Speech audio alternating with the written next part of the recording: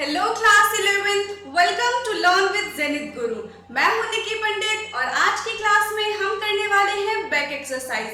Last class में भी हमने बैक एक्सरसाइज की थी जिसमें हमने 1 to 5 क्वेश्चन डिस्कस किए थे। आज की क्लास में हम उसके आगे के क्वेश्चंस डिस्कस करेंगे। स्टार्ट करते हैं फर्स्ट क्वेश्चन से। फर्स्ट क्वेश्चन है हमारा, calculate the concentration of nitric acid in moles per liter in a sample which has a density 1.41 gram per ml and the mass percent of nitric acid in it being 69%। सबसे पहले देखते हैं इसमें हमें निकालना क्या है। मोल्स क्या कह रहे हैं? Moles per litre. Moles per litre का मतलब है इसमें हमसे मोलारिटी पूछी जा रही है। क्यों? क्योंकि देखो मोलारिटी का क्या फॉर्मूला होता है? Molarity number of moles of solute upon solution in litre, यही होता है फॉर्मूला। और हमें डायरेक्टली इनडायरेक्टली हमें बोला गया है कि निकालना है, ठीक है। इसमें डायरेक्टली मोलारिटी ना देकर हमें क्या कह दिया? मोल्स पर लीटर निकालो। दोनों का मतलब सेम है। और हमें क्या क्या चीजें दे रखी है? देखो यहाँ पे मास परसेंट दे रखा है। मास परसेंट है नाइट्रिक एसिड का 69% एंड डेंसिटी दी हुई है हमें। डेंसिटी है 1.41 ग्राम पर ml। जब ये सारी चीजें आपको एक साथ दी होगी तो आप क्या करोगे? सबको अलग अलग ना करके एक ही फॉर्मूले में पुट करोगे। अब वो फॉर्मूला क्या होना चाहिए? देखो इसके लिए फॉर्मूला है molarity is equal to 10 into mass percent into density upon molar मास।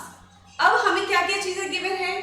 हमारे पास मास परसेंटेज भी है, हमारे पास डेंसिटी भी है। हम मोलर मास निकाल लेते हैं और डायरेक्टली इस फॉर्मूले में पुट करके हम मोलारिटी फाइंड आउट कर सकते हैं, ठीक है। स्टार्ट करें फिर।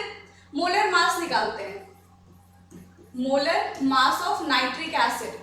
नाइट्रिक एसिड का फॉर्मूला होता है HNO3, यानी कि 1 + 14 + 16 इंटू 3। तो ये क्या हो जाएगा? 15, 16 3 जा, ये हो जाएगा 48। तो ये कितना हो जाएगा? 30 और 4 5 6, यानी कि 63 ग्राम आ गया। अब सारी वैल्यू पुट करेंगे।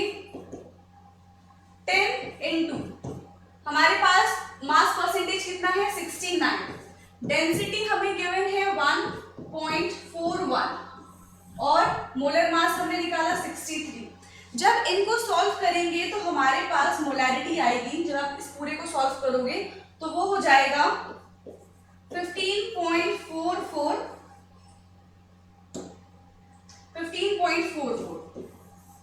ठीक है, यानी कि 15.44 मोलारिटी। ओके, क्लियर है? ये इसका आंसर आ जाएगा आपका। अब नेक्स्ट क्वेश्चन है हमारा, how much copper can be obtain from 100 gram of copper sulphate CuSO4। तो सबसे पहले हम इसमें क्या करेंगे? मोलर मास निकाल लेते हैं CuSO4 का, फिर हम बता पाएंगे कि 100 ग्राम में कॉपर कितना प्रेजेंट है, ठीक है।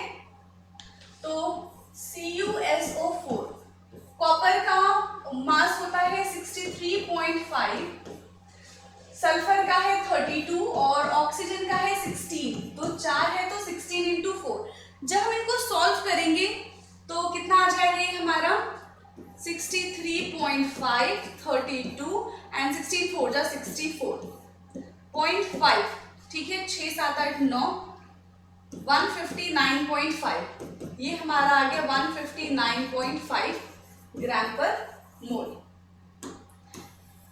ये CuSO4 का मोलर मास है। अब देखो 159.5 ग्राम में हमारे पास इस पूरे में कितना कॉपर प्रेजेंट है? 63.5 कॉपर प्रेजेंट है। पूरे कॉपर सल्फेट का हमने सबसे पहले मोलर मास निकाला और हमने देखा कि 159.5 ग्राम में सिर्फ 63.5 ग्राम कॉपर प्रेजेंट है। तो लिख देंगे 63.5 ग्राम। अब हमसे पूछा है कि 100 ग्राम में कितना कॉपर प्रेजेंट होगा। तो क्या करेंगे हम, सबसे पहले यहाँ पे 100 ग्राम के लिए निकालेंगे कितना कॉपर इसमें प्रेजेंट होगा। क्रॉस मल्टीप्लीकेशन कर देते हैं। क्रॉस मल्टीप्लीकेशन करने के बाद क्या हो जाएगा, x इज इक्वल टू, ये इसके साथ चला जाएगा 63.5 इंटू 100 अपॉन 159.5। इसको जब हम सॉल्व करेंगे तो हमारा आंसर आ जाएगा 39.81%। अप्रॉक्स यही इसका आंसर आएगा, यानी कि 100 ग्राम में हमारे पास 39.81 ग्राम कितना कॉपर प्रेजेंट होगा। ओके, अब नेक्स्ट क्वेश्चन है, determine the molecular formula of an oxide of iron in which the mass percent of iron and oxygen are 69.9 and 30.1 respectively. अब देखो, ऐसा ही सेम क्वेश्चन हमने पिछली क्लास में किया था, ठीक है, बट इस क्वेश्चन को करते समय हमें एक बात ध्यान देनी है। जब इस क्वेश्चन को करते हैं इसमें कुछ चीज मिसिंग है। वो मिसिंग क्या है, हमारे पास जो मॉलिक्यूलर मास है एग्जैक्ट, वो हमारे पास मिसिंग है। मॉलिक्यूलर फॉर्मूला का मॉलिक्यूलर मास मिसिंग है। तो मैं यहाँ पे लिख देती हूँ कि जो मोलर मास है वो 160 ग्राम है, ठीक है। ये हेल्प करेगा क्या फाइंड आउट करने में, exact molecular formula find out करने में ही हमारी हेल्प करेगा। अब क्वेश्चन करते हैं, स्टार्टिंग से इस क्वेश्चन को करेंगे। सबसे पहले हमारे पास क्या क्या चीजें हैं, एलिमेंट, कौन कौन सा एलिमेंट है, आयरन है और ऑक्सीजन है। कितने कितने परसेंट में है, 69.9, राउंड ऑफ करके हम उसको 70 कर लें। यहाँ पे 70% है, यहाँ पे 30% है। अब क्या करते हैं, इनको ग्राम में कन्वर्ट कर देते हैं। ये हमारा 70 ग्राम और ये हमारा 30 ग्राम। अब मोल्स निकालेंगे हम। मोल्स क्या होता है, given mass upon molecular mass. Given mass 70 है, मॉलिक्यूलर मास 56 और इसमें गिवन मास हमारा कितना है 30 और मॉलिक्यूलर मास 16। इसको सॉल्व करेंगे तो 1.25 आएगा और इसको सॉल्व करने में 1.88 मोल्स आएंगे, ठीक है। अब इसके बाद क्या करते हैं, इनको सिंपल रेशियो में हम कन्वर्ट कर देते हैं। सिंपल रेशियो में कन्वर्ट करने के लिए क्या करते हैं, जो सबसे छोटी वैल्यू होती है उससे पूरे सबको डिवाइड कर देते हैं। तो यहाँ पे सबसे छोटी वैल्यू ये है, तो 1.25 डिवाइडेड बाय 1.25 आ जाएगा 1 और यहाँ पे 1.88 डिवाइडेड बाय 1.25 तो ये आएगा 1.5। सिंपल रेशियो में कन्वर्ट हो गया।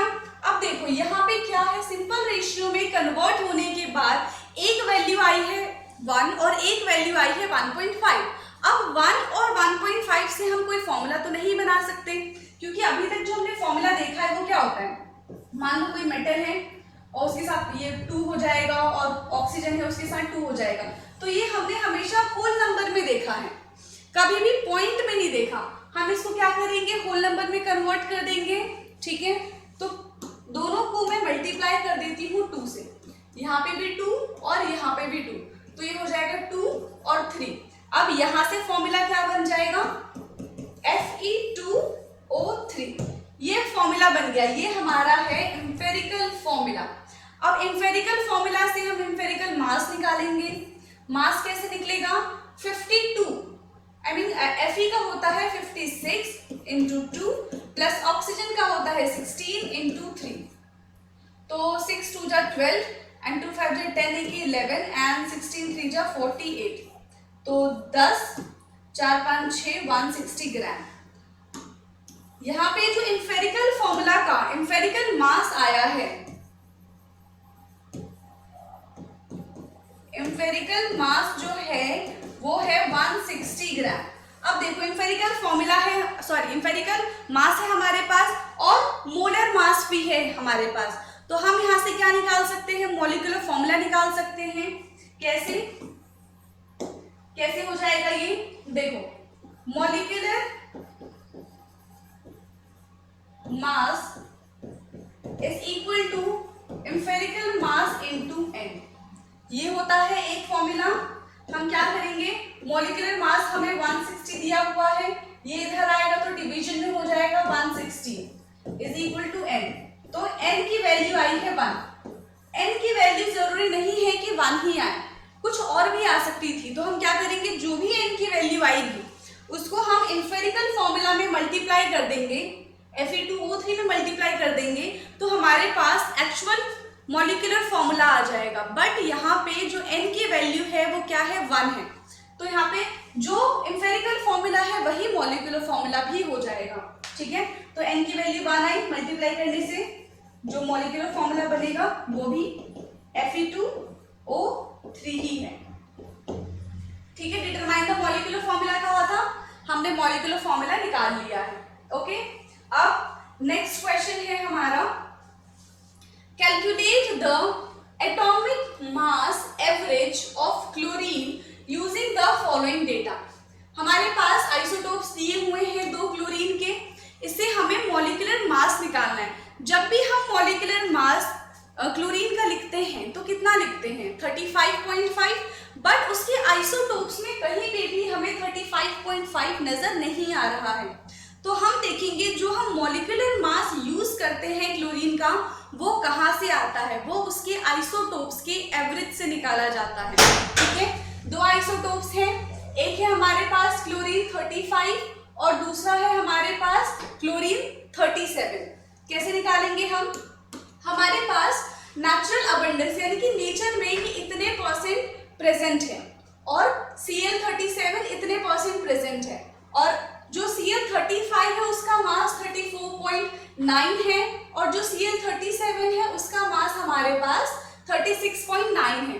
तो हम इसको अगर राउंड ऑफ कर देते तो उसको 35 कर देते हैं, मोलर मास ऑलरेडी वहां पे दिया हुआ है, और ये हमारा 37 हो जाएगा। ठीक है, राउंड ऑफ करके हम इसको 75 कर लेते हैं और इसको हम 25 कर लेते हैं। ठीक है, अगर मैं इनको सिंपल रेशियो में कन्वर्ट करूं, बट सिंपल रेशियो में कन्वर्ट करने से पहले फॉर्मूला देख लेते हैं। ठीक है, एवरेज एटॉमिक मास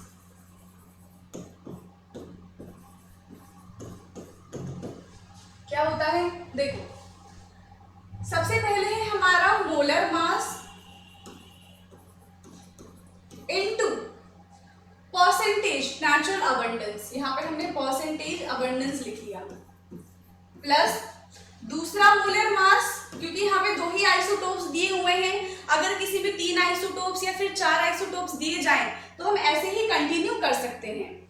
यहाँ पे आ जाएगा हमारा molar mass 2 into percentage abundance upon नीचे क्या है हमारा आता है परसेंटेज अबंडेंस। अब देखो अगर हम इसको सिंपल रेशियो में कन्वर्ट कर लें तो ये किससे कर जाएगा, 75 और 3, इसका रेशियो कितना आ जाएगा, 3:1। अगर हम रेशियो पुट करते हैं तो हमारी जो कैलकुलेशन है वो थोड़ी इजी हो जाती है। कैसे, देखो मोलर मास कितना दिया हुआ है 35 इनटू यहाँ पे अबंडेंस कितना है, रेशियो में हमने 3 लिया। अगर हमने ऊपर रेशियो में लिया है तो नीचे भी हमें रेशियो वाला ही लेना पड़ेगा, प्लस दूसरे का है 37 इनटू हो जाएगा हमारा 1 अपॉन नीचे क्या है 4 कैसे आया, 3 + 1, यहाँ पे टोटल अबंडेंस होता है। अगर आप रेशियो में नहीं निकालते तो नीचे 100 आ जाता। ओके, अब देखो करते हैं इसको, क्या हो जाएगा, 3 5 जा 15 और 3 3 जा 9 1 10 और प्लस 37 डिवाइडेड बाय 4, तो 12 और कैरी 1 तो 4 और यहाँ पे 142 डिवाइडेड बाय 4, 2 से चला जाएगा 271, तो 271, तो 2 3 जा 6 1 1 और यहाँ पे आएगा 2 5 जा 10 1.0 और फिर 2 5 जा 10। तो देखो यहाँ से पूरा मल्टीप्लिकेशन डिवीजन करने पे क्या आ रहा है 35.5। यही वाली वैल्यू हम क्या करते हैं यूज करते हैं। क्लियर है? यहां से हमने average atomic mass of chlorine निकाल लिया है। Average atomic mass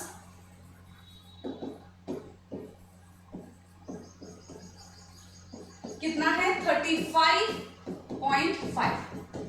okay, clear है? अब नेक्स्ट क्वेश्चन है हमारा, इन 3 moles of ethane calculate the following number of moles of carbon atom। सबसे पहले एक मोल्स में देखते हैं कितने कार्बन आइटम आते हैं इथेन के।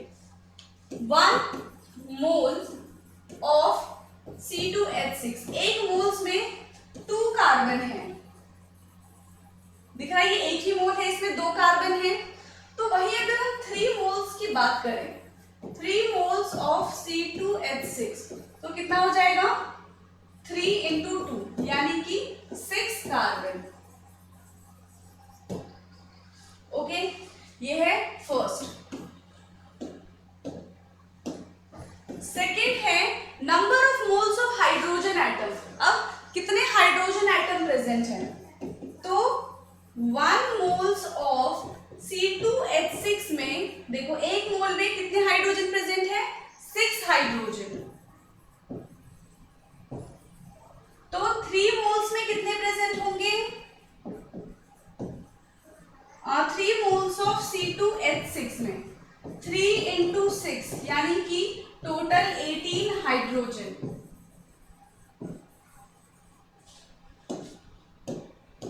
थर्ड है number of molecules of ethane. एक जो मोल्स है इथेन का, उसमें कितने मॉलिक्यूल्स प्रेजेंट होंगे? 1 moles of C2H6 contain 6.022 into 10 की पावर 23 मॉलिक्यूल्स। ठीक है, तो वैसे ही 3 moles of C2H6 contain 3 into 6.022 into 10 की पावर 23, तो कितना हो जाएगा? 18.066 into 10 की पावर 23 मॉलिक्यूल्स। ठीक है, आज की क्लास में हमने 5 क्वेश्चन डिस्कस किए हैं। लास्ट क्लास में भी 5 किए थे, ऐसे ही हम 5 क्वेश्चन डिस्कस करते रहेंगे। ओके, बाकी आज की क्लास के लिए इतना ही, मिलते हैं नेक्स्ट क्लास में। Thank you.